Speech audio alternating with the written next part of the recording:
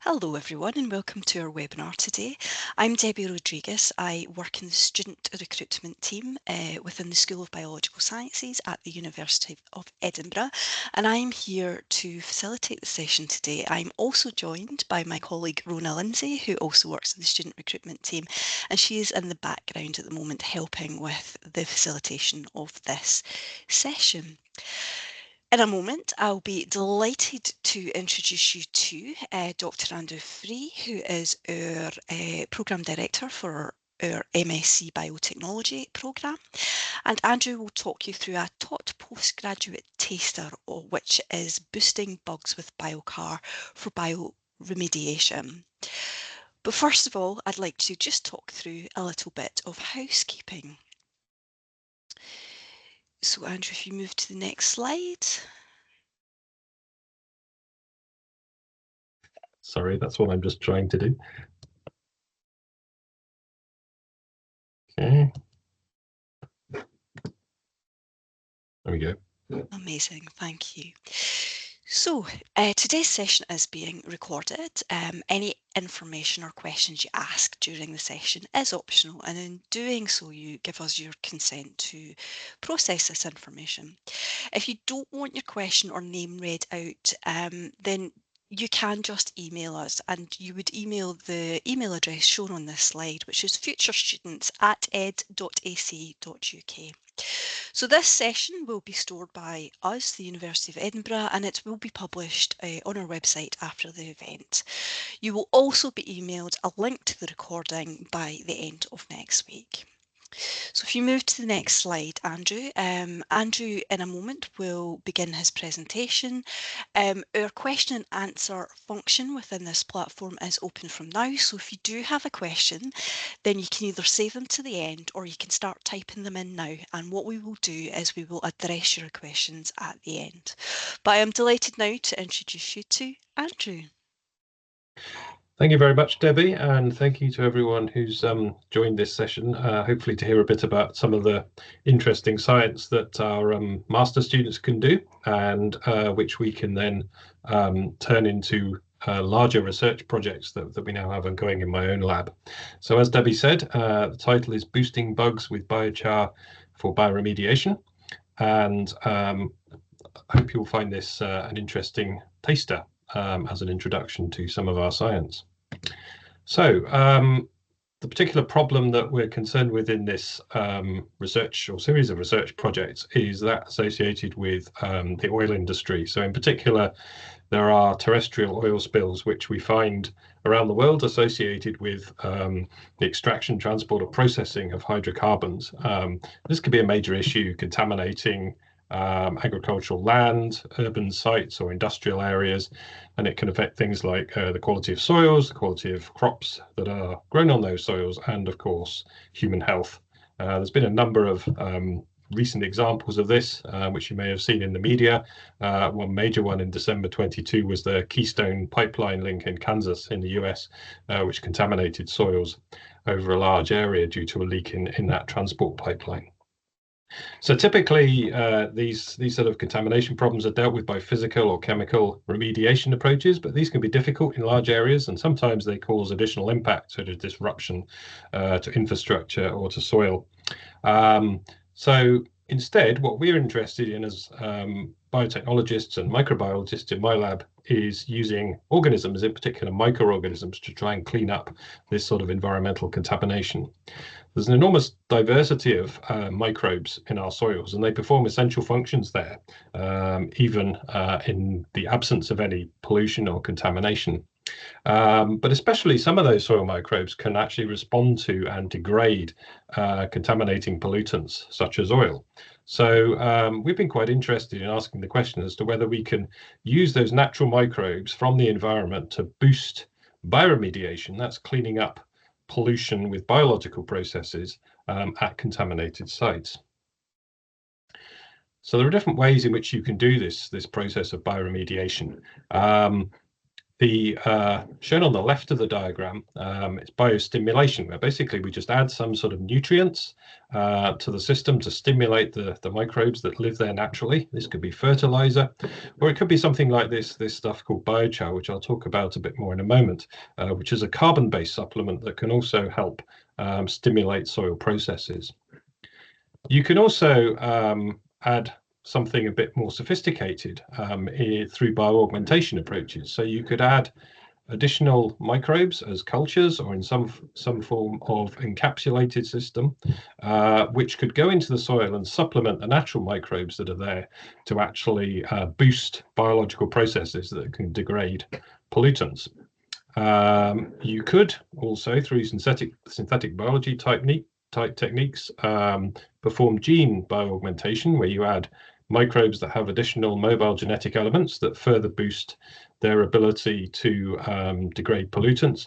Or you could do clever things such as adding microbes in the context of plants and the rhizosphere, the root structure of plants, where the microbes there could form active associations with the plants that actually stimulate bioremediation of pollutants. So we've been interested in exploring these processes in the context of hydrocarbon degradation. And the other component of this is this stuff called biochar. So biochar is basically high-tech charcoal. It's biomass, organic material that's been passed through a pyrolysis process at high temperatures between around 300 or 900 centigrade in an oxygen-limited environment. And it forms these sort of pellets and black granular structures that you can see on the right here, with their appearance corresponding to the original organic feedstock that they were produced from. And these have a porous structure at small scale, which provides shelter for microorganisms, so microorganisms can live in those pores and colonize them. It allows for exchange of air and water with the environment, and it also provides absorbing capacities for chemical pollutants such as hydrocarbons. So it's a nice way of concentrating both the microbes and the pollutants together, so the microbes can do their job and break the pollutants down. So in the experiment I'm going to describe, we use 3 different types of biochars, which are the rice husk and softwood pellets at different pyrolysis temperatures, and we excluded the one with the red X on it, which is a low temperature rice husk biochar. So we wanted to know, does biochar concentrate hydrocarbons in soil? Does it also concentrate specialist hydrocarbon degrading microbes, which we call hydrocarbonoclasts? And can we use that information and that process to increase the cleanup of contaminating oil? So this was first done by an MSc student back in 2019, which is this published paper you see on the screen here.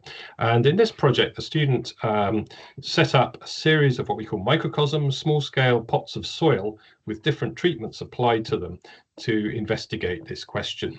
And so we had uncontaminated soil, which had its natural microbiology in it without contamination with diesel oil.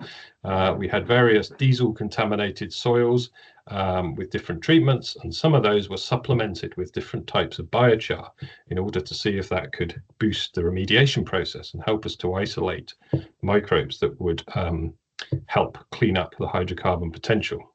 So we add some oil to the soil, and we wait for 9 weeks because it's quite a slow process. We can measure microbial composition, the species that are growing in the soil during that experiment every 2 to 3 weeks.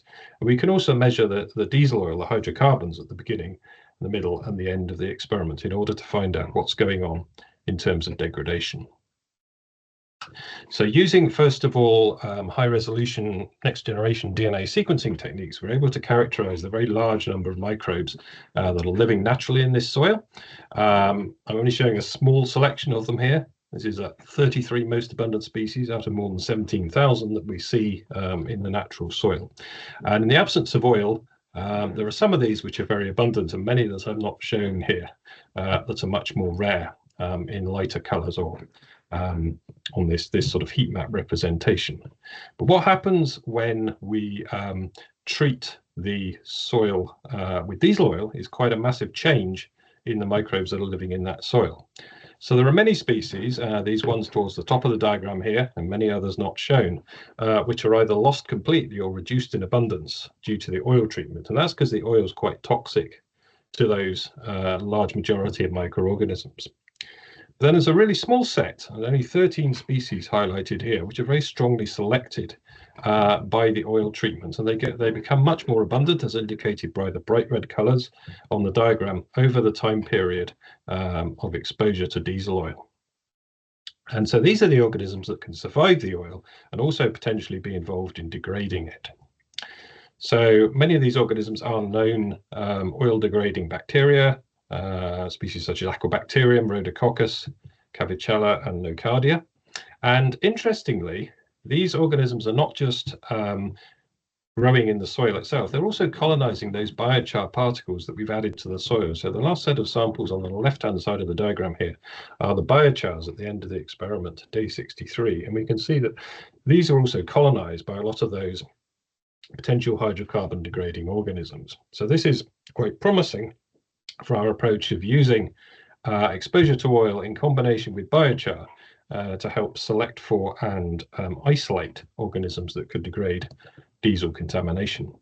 We can also see by gas chromatography analysis that there is actual degradation of the diesel oil going on here. So this is some profiles of hydrocarbons by gas chromatography throughout the experiment.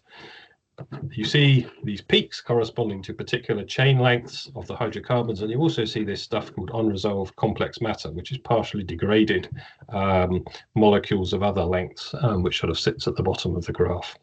So the N-alkanes, the straight chain molecules, are labeled here with numbers corresponding to the number of carbon atoms in their chains. And we have two peaks here labeled PR and pH, which are the so-called isoprenoids, pristane and phytane.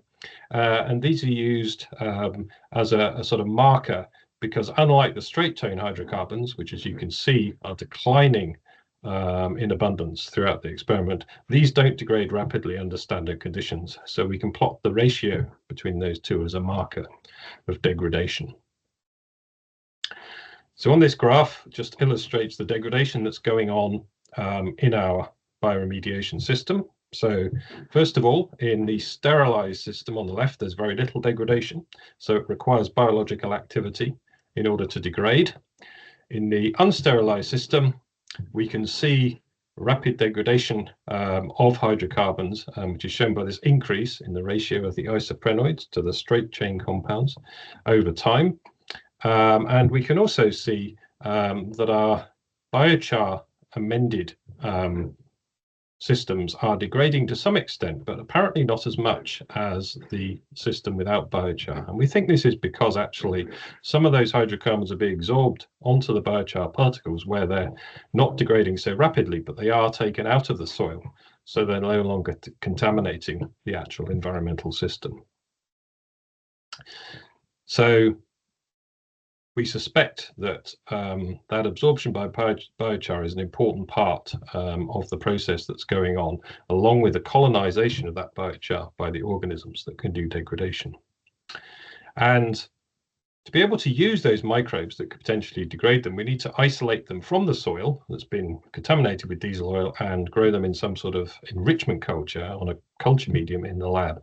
So we did this via a series of soil extracts from our pots of soil, grown the organisms for another month, 28 days, in the presence of fresh biochar, and we could then test to see whether we could isolate them and grow them in the lab for further studies and possibly deployment in future bioremediation.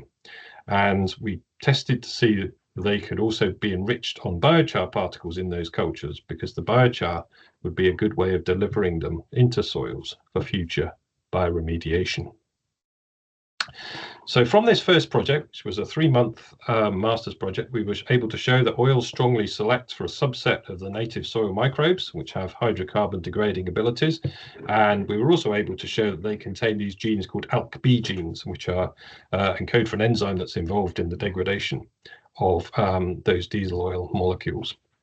We showed that biochar can be colonized by these specialist bacteria, which we call hydrocarbonoclastic, because they can degrade hydrocarbons, and that biochar is also absorbing hydrocarbons as pulling them out of the soil and concentrating them where they could be either removed or degraded later on. We're able to show that enriching in lab culture allows us to grow out these selected microbes, and we can colonize fresh biochar with those. And the colonized biochar could therefore in future be added to contaminated soil in a true bioaugmentation process where we boost the biology of a natural system in order to increase the degradation of pollution. It also illustrates that you could do a lot of good work in a 3-month MSc project and indeed get a published paper from that project over that period. So this was a really successful first outcome from the project. We then, a couple of years later, recruited a second master's student who explored this process of bioaugmentation further. So previously, we have done a biostimulation type approach there, but now we had new questions which are actually focused around the process of bioaugmentation. Could we add those oil-degrading microbes that we isolated from contaminated soil and actually get them to survive in a new soil that they've been added to and encourage them to degrade the pollution that was present in that soil? Often this is difficult to achieve for various reasons around the ability of microbes to persist in a system they're not used to. So we investigated that question a bit to ask whether the survival and function of the organisms depended on what species we were adding and what type of soil we were adding it to. And we also investigated the question of whether biochar could actually help with that process to achieve greater persistence or better function of the organisms that we were adding to the soil. So in this experiment, we built on that first experiment, which was published in 2021, where those diesel oil degrading organisms have been isolated in the presence of biochar. We'd preserved that culture in a freezer at -80 degrees. In the new experiment, we took that out of the culture, out of the freezer. We did some more sequencing on it to determine the main species that had survived that freezing process and found these 4 main species, plus a few others that were quite rare. The main one in the black bar is a thing called Acinetobacter, of a particular species, potentially olivorans, although we've now revised that a bit. There's a Pseudomonas species in there and a couple of other minor species called Pusillanimonas and Aquabacterium. So those were our main organisms in this preserved enrichment culture. And we took that and we put it into a new experiment when we mixed it up with either biochar or just as a pure liquid culture. We added those components to soils and we added diesel oil to those soils. We incubated for another month. And then we did further analysis by DNA extraction and sequencing and by gas chromatography in order to monitor hydrocarbon degradation. Importantly, we used 2 different types of soil here. One was the original native soil that the organisms were isolated from, which is this commercial soil called loofah. And another was a natural soil isolated from just near Edinburgh in Midlothian, which is a non-native soil for these organisms. So it might be more difficult for them to colonize and survive in this type of soil. And these 2 soils are quite different. Again, we analysed this by sequencing of the natural microbial species in those soils. We see in this differential abundance analysis here, there are particular groups of organisms which are enriched in the local soil, the silverburn soil, or which are enriched in the soil that was bought commercially, the loofah soil. And we were also able to show the local natural silverburn soil was actually had a lot more microbiology in it, a lot more different species, so higher diversity, and potentially that would make it more difficult to colonize by the organisms we're trying to add into the system. So what happens to those organisms when we add them to these different soil types? And we monitor this at the level of individual species by very sensitive DNA sequencing methods over time.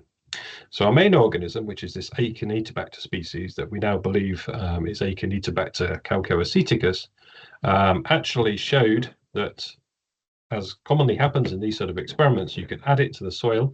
It will survive for a short period of time, around 7 days, and then it declines quite rapidly.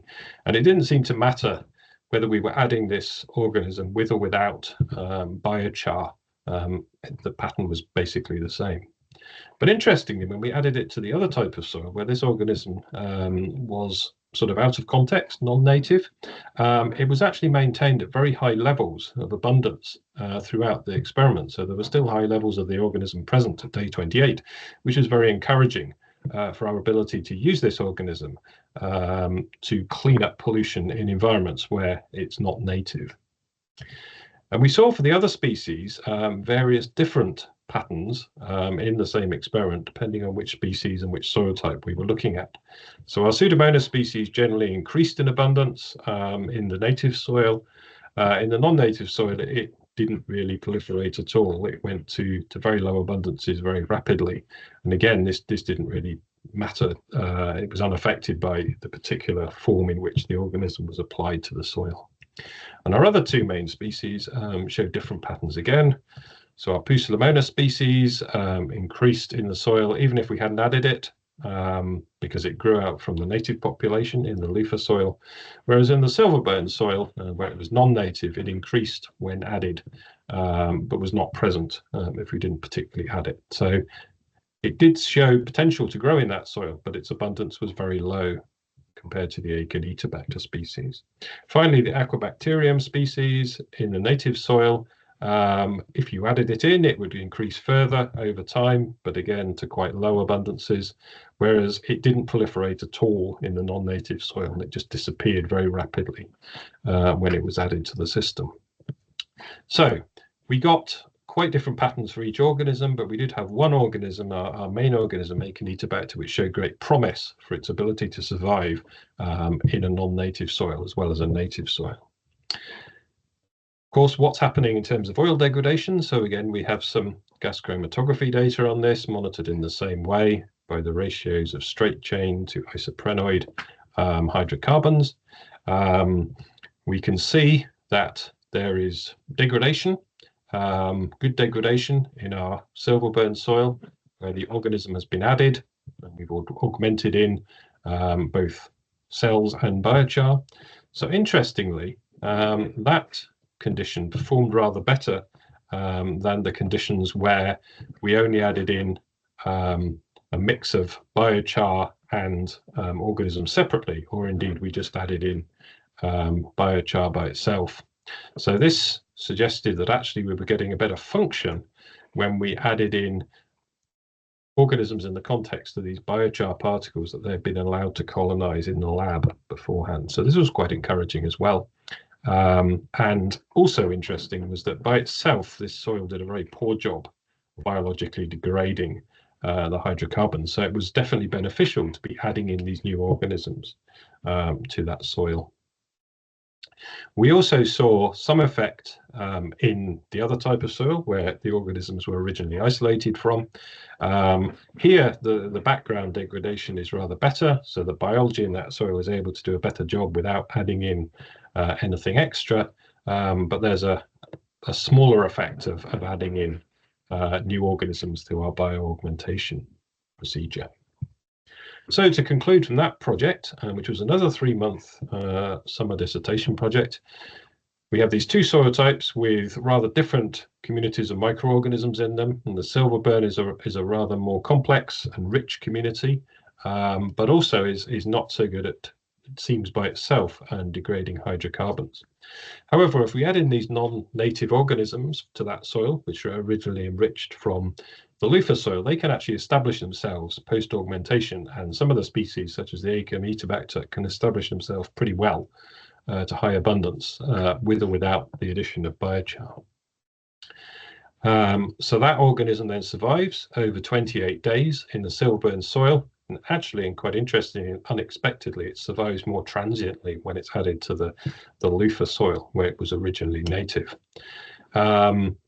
Our augmented biochar seems to result in higher biodegradation in silverburn soil, so allowing the organisms to colonize the biochar and then adding that to the soil seems to benefit the actual degradation process itself. And our overall general conclusion is that the survival of bioaugmented organisms which have been added to soils is quite specific to both the soil type and the species type, and that the function may be assisted by pre-inoculating them onto biochar particles. again, a general conclusion, you could do a lot of good work in another 3-month MSc project that's currently being prepared for publication. So finally, I just want to thank the people who are actually involved in this. So 2 very talented master students who did these 2 projects, Josiah Sill and Lissa Morgan. Now, in the first case, back in Kazakhstan, the second case doing a PhD in the US. Our collaborators at the Lyell Center at Heriot-Watt University, Onos and Clayton, who helped us with the GCF-ID analysis. Tony Gutierrez at Heriot-Watt, who helped set up the project, Andre Masek at the Biochar Research Centre, who provided those materials, and more recently, honours and PhD student Rosina and Zach, who've been carrying on this work through further metagenomic sequencing and pure culture isolation of these organisms. Some acknowledgements of facilities and funding on the right-hand side. And I'll thank you for your attention and ask if anyone has any questions.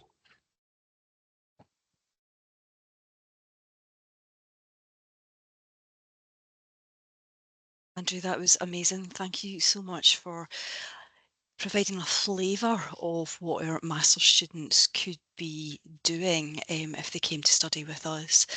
I have a question. Sure. Does this work contribute to the principles of the circular economy? So it can do, yes. And there's various ways in which you could use maybe different types of organisms or organisms with slightly different activities in different applications that would be very relevant there. Obviously, being able to treat pollution through bioremediation is an important way of increasing the sustainability of a lot of our systems. But also more generally, you might use this type of approach for potentially recovering valuable compounds or elements that have, say, leached or contaminated the environment, and not just doing that for cleanup, but actually for recycling purposes. So there's a lot of interest in maybe using organisms a bit like this for recovery of metals that are polluting soils or indeed water environments. And those in some cases are very valuable metals, which while they could cause problems in the environment, could be used and reused in industrial processes such as electronics, for instance, or as catalysts in chemical reactions.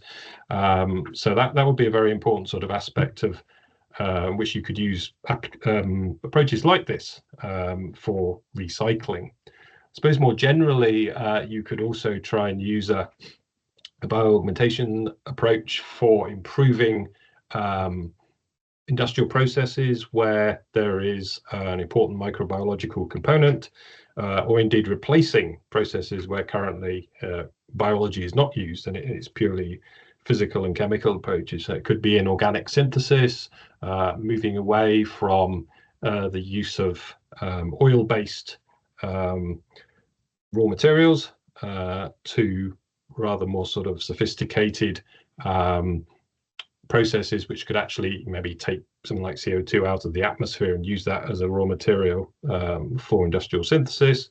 Or you could think of improving the efficiency of things like wastewater treatment and anaerobic digestion, which are complex microbial processes that generally work fine, but sometimes go wrong, and potentially by improving the mix of microbes in there or being able to restore it if it got out of balance, you could help processes like that work more effectively. So yeah, there's a lot of interest, some of which we are interested in my own lab, but there's a lot of other people in the school as well, especially people like Louise Horsfall, who works a lot on metal recovery, people like Joanna Sadler, who works on plastic degradation, who would be interested in applying organisms in similar ways for general benefit. Fantastic, thank you. If I just remind the audience that we are available for questions, and if you have any questions, do just type them into the question and answer function and we will address them. Andrew, are you able to expand on what the next steps are that these PhD students are working on? Certainly, yeah. So there's one piece of research we've already done that I didn't have time to talk about, which is what Rosina Bishop, the honours student, did last year. So this involved taking that enrichment culture and actually trying to learn more about the genomic information that those organisms in that culture encode. And to do that, we initially employed an approach we call metagenomics, which is well used worldwide. Also in my lab, it's also one of the courses that we teach on our master's program as a specialist course in metagenomics.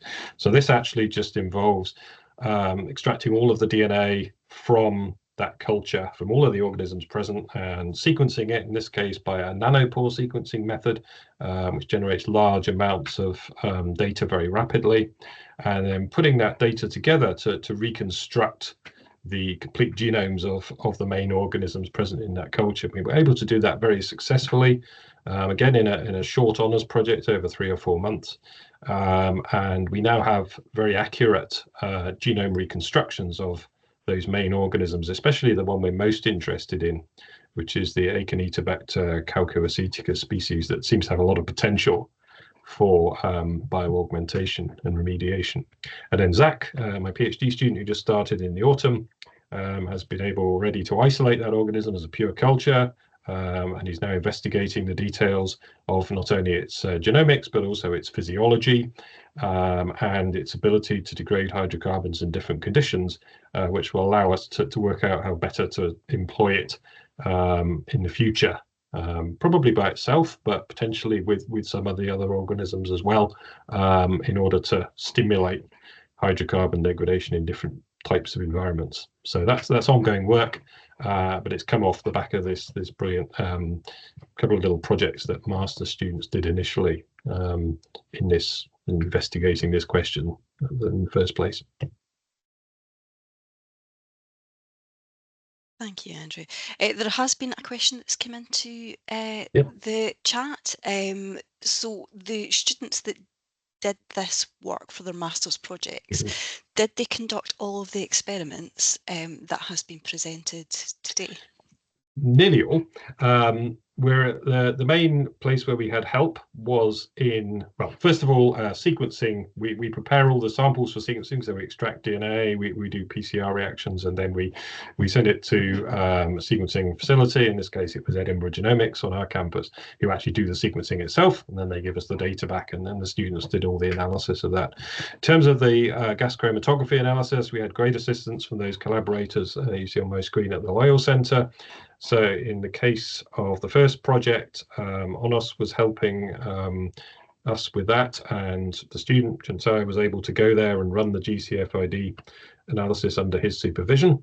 In the case of the second project, we were still under some restrictions following the COVID pandemic, so the student was not able to go into the Lyell Centre and run the GCFID, so Clay McGill very kindly ran that himself based on the samples that Lissa had prepared for him. But pretty much the entire work was done, except for the stuff that you send to specialist facilities for analysis, such as the sequencing. Yeah. Thanks. There has been another question come into the chat, but before I ask the question, do the students get the opportunity to be exposed to the gene sequencing, for example, the Edinburgh Genomics would do, so that they can see what it's like in a live lab such as Edinburgh Genomics? So we have taken students there in the past to see the facilities at Edinburgh Genomics. I can't remember if it certainly wouldn't have happened in the year of the second project, because again there were a lot of COVID restrictions that year. It might have happened, I think, in the year the first project took place. So that's normally as part of our metagenomics course that we teach on the MSc Biotech program. Thank you. So another question, and I'll read it to you, Andrew, as best as I can. How do you foresee this technological approach interacting with a holistic ecological approach, specifically integration with building fully functional ecologies to restore contaminated sites, perhaps with multiple auto and heterotrophic levels? Okay, so it sounds quite a complex question. I'll try and remember all of it. So, so you're thinking about, I'm getting the impression from the question, maybe not just sort of adding single organisms, but maybe adding more complex mixes of organisms, or trying to integrate those organisms better with natural ecological communities, which is actually really interesting, because I think understanding that will help us to do this better. So one of the things that I'm hoping that Zach will be able to do later in his PhD project is also some modeling analysis, because as I've already shown you in my talk, communities of microbes, especially in soils, are really complex. There's thousands of different species there, and trying to predict and understand how or whether, in fact, adding a new species will be successful, and whether it will survive, and whether it will perform the function you want it to do, is really quite a hard problem. So we're interested in using functional computer models of microbial community systems, where we can maybe group together different organisms that perform a similar function in the model, and we can try and then simulate the addition of a new organism with a new function into that ecology, which could then allow us maybe to sort of play around with conditions just in a computer model, which is a lot quicker than trying to do it in the lab. Understand better what works, what doesn't work, understand if there are also any negative effects on the natural ecology of the system that might disrupt other things that we want to preserve. And maybe that will help us to be able to do this process with a bit less an element of chance of success, and a bit of a greater understanding that will allow us to kind of tailor it to particular systems or particular environments. There has been, in other people's work in this field, there's been some really good successes. So I went to an excellent talk at a conference a year or so ago, where they were using a particular organism that could degrade benzene, which is a very nasty hydrocarbon pollutant, carcinogenic industrial contaminant. And they were using that in contaminated industrial sites, just putting it into the water systems, and showing that it could successfully grow and remove the pollution from that system. But I guess it's the being able to do that more in a real natural environment, where things are, first of all, a lot more complex and a lot less contained. Chances of success maybe less, so you need to have better understanding, and also you want to ensure that there aren't environmental knock-on effects that could cause problems. So I think the models will be quite important to trying to help us understand how to do that better in the real world. Thank you, Andrew. There is no more questions in the chat currently. If you want to stop sharing your screen, we will just give the audience a couple of minutes to type any final questions. And thank you for the questions that we've had thus far. We hope that you have answered them. If you do want any further information, Andrew, would you be happy if they emailed us at bto.recruitment@ed.ac.uk? We could put the audience in touch with you. It's muted there. Very happy for that. Certainly, please do send any questions if anyone has them later on. I'll try and answer them as best I can. Brilliant. I'll put that email address as an announcement. We will also email this recording out to everyone who has registered for this event today by the end of next week. So yeah, please do get in touch if you have any further questions. There is currently no further questions in the question and answer function, so I think this is a good time to say thank you to our audience for listening today, and thank you to you, Andrew, for providing such an interesting insight into our MSc Biotechnology programme and your learning and teaching here at our School of Biological Sciences. I would like to end the session now, and I wish everyone a very good day. Bye everyone.